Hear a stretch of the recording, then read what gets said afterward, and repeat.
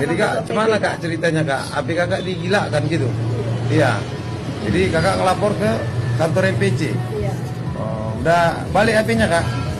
Enggak, dia dapat laporan dari ibu ini. Udah si Neta kena marah sama mama. Jadi bahwasanya ada perbaiki api, tapi uang perbaikan sudah diterima, api pun enggak ketemu, isinya nggak jelas lah apinya. Oh, digilakan Jadi, lah gitu ya ketua ya? Ya saya karena dia berdomisili di Kelurahan Komat 1, ya saya ikut terharu dan membantu ibu ini. Saya telepon ketua rantingnya, Warsa.